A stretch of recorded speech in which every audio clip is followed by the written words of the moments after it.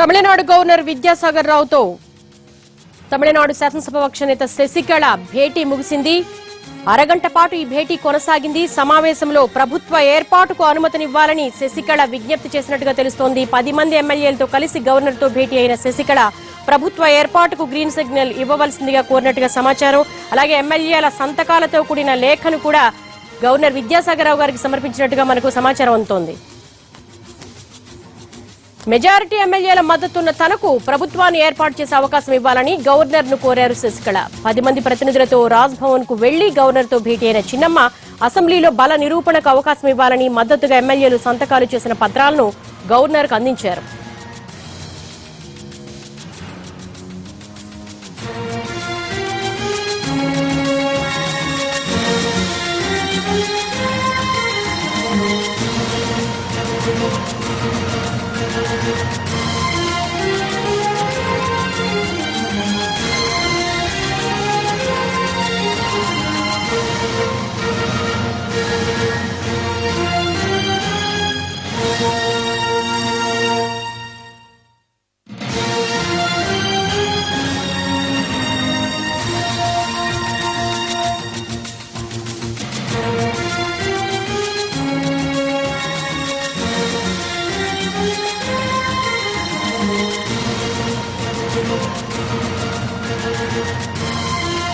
Governor తో శశికళ భేటీకి సంబంధించి తాజా సమాచారం మా ప్రతినిధి విజయ్ నడి తెలుసుకున్న విజయ్. పన్నీరు సెల్వంతో 15 నిమిషాలు భేటీ అయిన గవర్నర్ శశికళతో అరగంట పాటు ఏం చర్చించారు? గవర్నర్ ఏం చేయబోతున్నారు?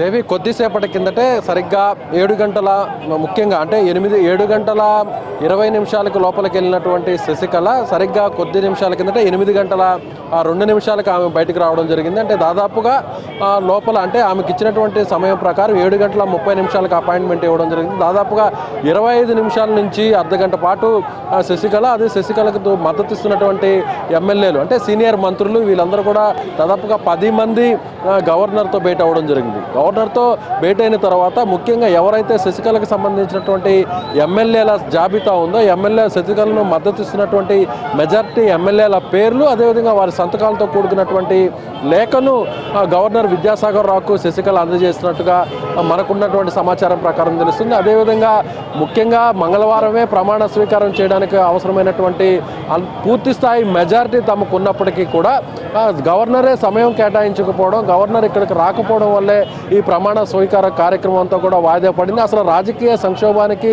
ఒక రకమైనటువంటి అనిశ్చితికి కారణమైందనేటువంటి విషయాన్ని కూడా వారు పరోక్షంగా గవర్నర్ దృష్టికి తీసుకెళ్లినట్టుగా తెలుస్తుంది. కాబట్టి సమయం మరింత పెరిగే కొంది రాజకీయ అనిశ్చితికి మరింత ఎక్కువ అవకాశం ఇచ్చేటువంటి పరిస్థితి ఇక్కడ ఏర్పడుతుందనేటువంటి విషయాన్ని కూడా శశికళ సంబంధించినటువంటి ఎమ్మెల్యేలు కూడా గవర్నర్ దృష్టికి తీసుకెళ్లారు. అంటే శశికళకు సంబంధించినటువంటి ఇప్పుడు గవర్నర్తో కలిసినటువంటి వారిలో ముఖ్యంగా వారి పేర్లను మనం ఒకసారి పరిశీలించినట్లయితే వీరందరూ కూడా ఆమె ముఖ్యంగా పార్టీలో ఎంతో కాలంగా ఎమ్మెల్యేలుగా పనిచేసినటువంటి అనుభవం, అదేవిధంగా పార్టీలో సీనియర్లు మంత్రులుగా ఉన్నటువంటి వారిని ఆమె తన వెంట తీసుకెళ్ళినట్టుగా మనకి సమాచారం అంతా ఉంది.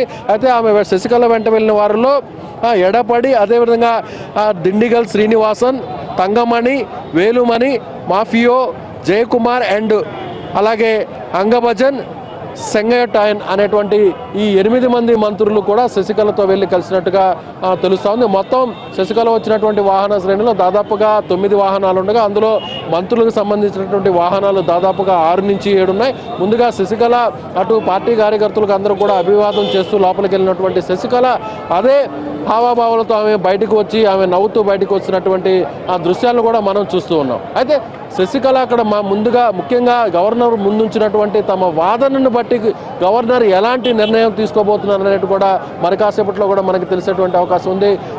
రాజ్భవన్ వర్గాలు దీనికి సంబంధించినటువంటి ఒక ప్రకటనను, క్లారిటీని, గవర్నర్ ఎలాంటి వైఖరిని ఇవ్వబోతున్నారనే దాని మీద కూడా మొత్తం అటు రాజకీయ విశ్లేషకులు, రాజకీయ వర్గాలు, అటు పన్నీర్ సెల్వన్ వర్గం సంబంధించినటువంటి వర్గం ఎదురు చూస్తుందని చెప్పాలి. అలాగే శశికళకు సంబంధించినటువంటి వర్గం కూడా ఎదురు చూస్తుందని చెప్పుకోవాలి. అయితే ముఖ్యంగా దాదాపుగా మెజారిటీ ఎమ్మెల్యేలు తమ వైపే ఉన్నారు అనేటువంటి ఒక క్లారిటీ మాత్రం శశికళ వారి సంతకాలతో కూడుకున్నటువంటి లేఖను ఇచ్చినట్టుగా మనకు తెలుస్తోంది. ముఖ్యంగా ఇప్పుడే కొద్దిసేపటి కిందట ఆమె నేరుగా జయలలిత సమాధి వద్దకు వెళ్ళి అక్కడ నివాళులు అర్పించిన తర్వాత ఆ లేఖను కూడా జయలలిత సమాధి వద్ద ఉంచిన తర్వాత నేరుగా గవర్నర్కి సమర్పించినట్టుగా తెలుస్తుంది. అయితే ముఖ్యంగా ప్రమాణ స్వీకారం చేయడానికి అవసరమైనటువంటి సంతకాల లేఖను కూడా ఇవ్వడంతో ఇమీడియట్గా సాధ్యమైనంత త్వరగా అంటే 1-2 రోజుల్లో రేపు లేదా ఎల్లుండే ప్రమాణ స్వీకారానికి తనకు అవకాశం ఇవ్వాలని, ఆ తర్వాత బల నిరూపణ చేసుకునేటువంటి అవకాశం కూడా తనకు ఉంటుందనేటువంటి వాదనను కూడా శశికళకు సంబంధించినటువంటి ఆ వర్గీయులు ఎమ్మెల్యేలు గవర్నర్కి చెప్పినట్టుగా తెలుస్తుంది. అయితే ఆ గవర్నర్ వీరు చెప్పినటువంటి అనేక వాదనలు, గవర్నర్ ముందుంచినటువంటి వాదనలు కావచ్చు, అదేవిధంగా వీరికి సంబంధించినటువంటి అనుకూల అంశాలన్నీ కూడా గవర్నర్ ముందుంచిన తర్వాత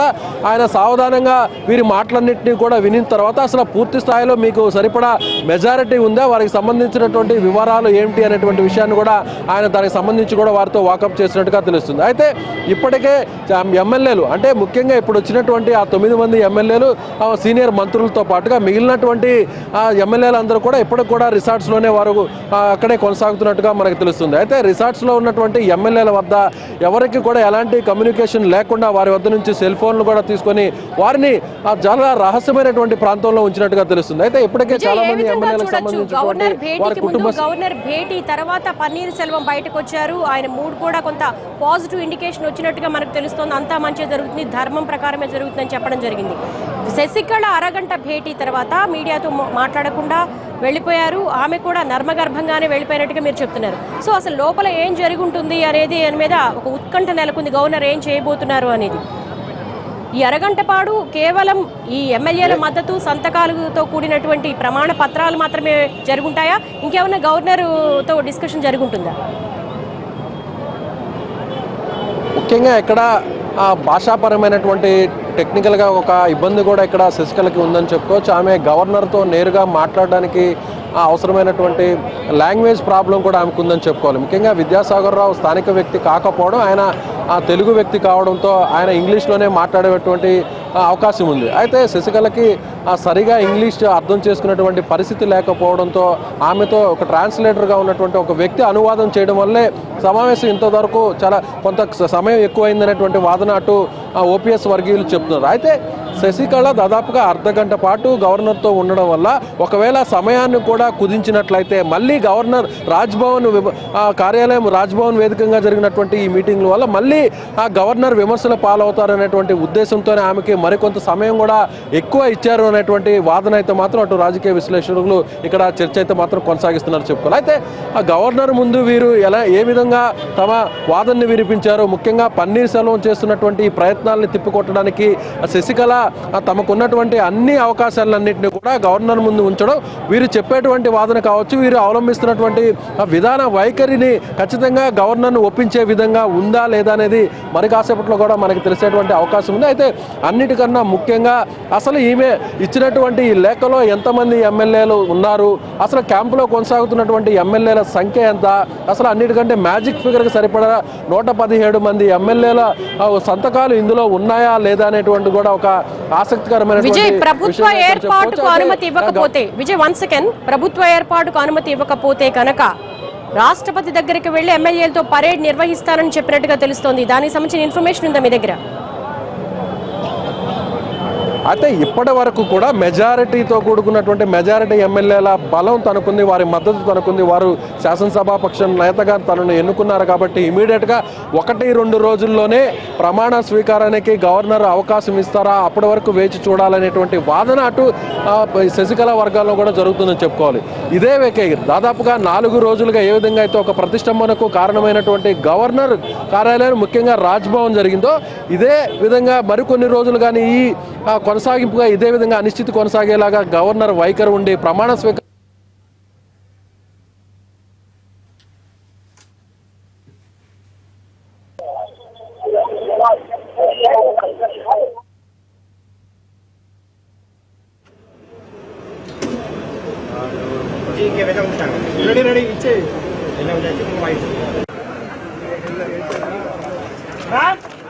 మరింత కాలం ఎక్కువ కొనసాగితే తనకు జరిగేటువంటి ప్రమాదం నష్టం ఎక్కువగా ఉండడం వల్ల ఓపీఎస్ వైపు మరింత కొంతమంది ఎమ్మెల్యేలు వెళ్తారనేటువంటి ఆందోళనతో నేరుగా ఇక్కడ ఉన్నటువంటి పరిస్థితిని ముఖ్యంగా గవర్నర్ నుంచి ఒక స్పష్టమైనటువంటి ప్రకటన, దానికి సంబంధించినటువంటి అనుమతి, అంటే ముఖ్యంగా ఇప్పుడున్నటువంటి పరిస్థితి ప్రకారం ఒకటే నేరుగా శశికళ వర్గం చెప్తుంది, తమకు మెజారిటీ ఎమ్మెల్యేల మద్దతు ఉంది కాబట్టి నేరుగా సాధ్యమైనంత త్వరగా ప్రమాణ స్వీకారానికి ముందుగా గవర్నర్ అనుమతి ఇవ్వాలి.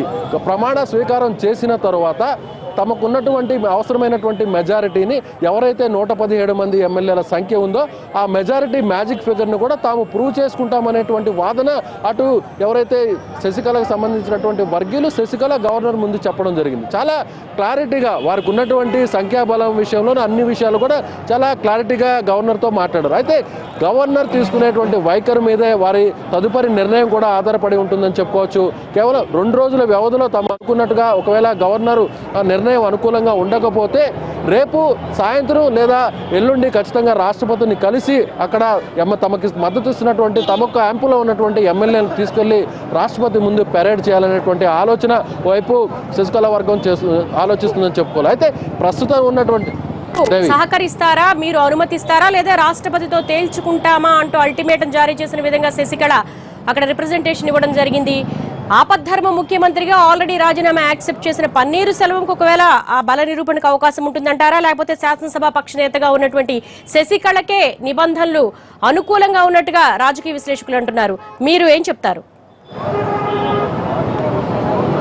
దేవి, మీరు చెప్పినట్టుగానే గత 4 రోజులుగా జరుగుతున్నటువంటి ఇక్కడ రాజకీయ పరిణామాలన్నీ కూడా శశికళకు ప్రతికూలంగా వ్యతిరేకంగా జరుగుతున్నట్టుగానే మనం భావించవచ్చు. ఎందుకంటే ఇప్పటి వరకు కూడా కేంద్రం ఆడిస్తున్నటువంటి మొత్తం గేమ్లోనే ఇందులో గవర్నర్ ఒక భాగస్వామిగా మారారు అనేటువంటి వాదన ఎవరైతే శశికళకు సంబంధించినటువంటి వర్గీయులు శశికళ ఆరోపిస్తున్నారు. బీజేపీ తెర వెనుక మంత్రాంగం చేస్తూ దాదాపుగా ఈ రాజకీయ అనిశ్చితికి కారణమవడం, అన్నిటికంటే ముఖ్యంగా ఓపీఎస్ను ఒక తెర వెనుక శక్తి, బలమైనటువంటి శక్తి నడిపిస్తుంది. దాంతోపాటుగా కూడా ప్రత్యర్థి పార్టీ అయినటువంటి డిఎంకేతో చేతులు కలిపి ఇవాళ అన్నా డిఎంకే పార్టీని విచ్ఛిన్నం చేయడానికి ఓపన్నీర్ సెల్వం ప్రయత్నిస్తున్నాడు అనేటువంటి వ్యాఖ్యలు ఆమె చేయడం జరిగింది. దాదాపుగా 4 రోజుల వ్యవధిలో అంతా సాఫీగా జరిగిపోతుంది. శాసనసభాపక్ష నేతగా ఎన్నుకున్న తర్వాత 4 రోజుల తర్వాత దాదాపుగా ఇవాళ ఎమ్మెల్యేలు తనకు మద్దతు ఇస్తున్నటువంటి ఎమ్మెల్యేలను 3 రోజుల తర్వాత నేరుగా ఒక రహస్య ప్రాంతంలో క్యాంప్ నిర్వహించేటువంటి పరిస్థితి ఈరోజు ఏర్పడిందంటే రాబోయేటువంటి రోజుల్లో మరింత ఇబ్బంది కలుగుతుందనేటువంటి విషయంతో ఆమె నేరుగా గవర్నర్తో కూడా తాడో పేడో తేల్చుకునే వైఖరితోనే వారు మాట్లాడినట్టుగా కూడా మనకి సమాచారం అంతా ఉంది. అన్నిటికంటే ముఖ్యంగా కూడా నిన్నే కేంద్రంతోనే తాడో పేడో తేల్చుకునే విధంగా కేంద్రంతో ఢీకొట్టాలనేటువంటి విధానంతోనే ఎమ్మెల్యేలందరినీ కూడా రాష్ట్రపతి దగ్గర పెరేడ్ చేయాలనుకున్నప్పటికీ కూడా ఇవాళ నేరుగా విద్యాసాగర్ రావు గవర్నర్ ఇక్కడికి వస్తున్నారనేటువంటి సమాచారంతో నేరుగా తమకు మద్దతు ఇస్తున్నటువంటి ఎవరైతే ఎమ్మెల్యేలు ఉన్నారో ఆ ఎమ్మెల్యేల సంఖ్య, వారి జాబితాతో కూడుకున్నటువంటి లేఖను వారు గవర్నర్ ముందు ఉంచడం జరిగింది. గవర్నర్ ఖచ్చితంగా, ఎందుకంటే ఓపీఎస్కు ఒకవైపు అనుకూలంగా తన వైఖరి ఏమన్నా గవర్నర్ అవలంబిస్తాడా, ఆ విధానంతో ఆయన ముందుకు వెళ్ళేటువంటి పరిస్థితి ఉందా అనేటువంటి అనుమానంతోనే వారు చాలా కరాఖండిగా గవర్నర్తో మాట్లాడినట్టుగా తెలుస్తుంది.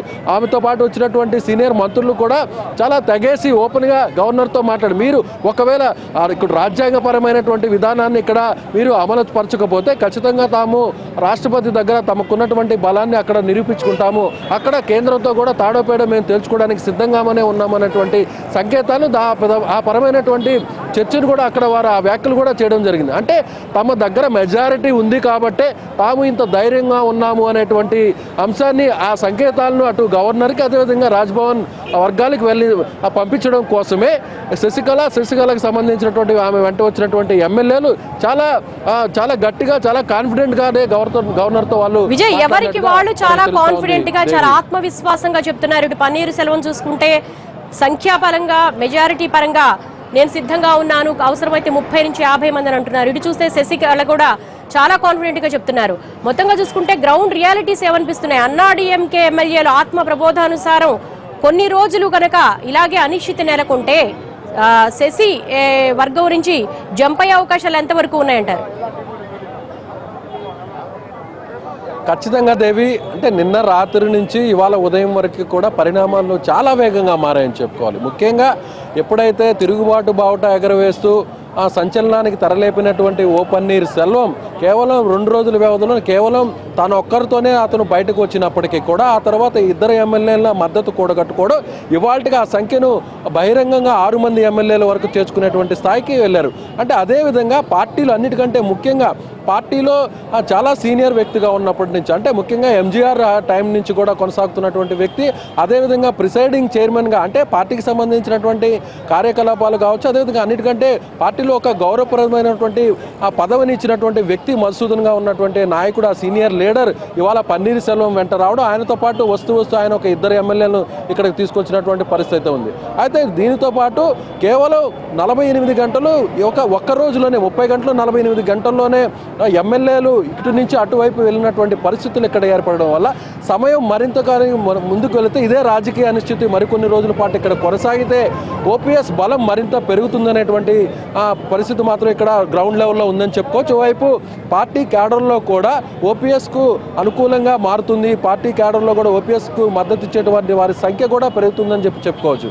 ఇప్పటికే అటు అన్నాడీఎంకే పార్టీకి సంబంధించినటువంటి అధికారంలో లేని మాజీ మంత్రులు, మాజీ ఎమ్మెల్యేలు, కొంతమంది సీనియర్ నాయకులు ఓపీఎస్ వెంట ఉన్నారు. అయితే కేవలం అధికారంలో ఉండి దాదాపుగా 4.5 సంవత్సరం పాటు తమ అధికారంలో కొనసాగాలనేటువంటి భావనతో ఉన్నటువంటి వారు మాత్రమే ఇప్పుడు ఎవరైతే శశికళ వెంట నడుస్తున్నారనేటువంటి వాదన ఇక్కడ ఉందని చెప్పుకోవచ్చు.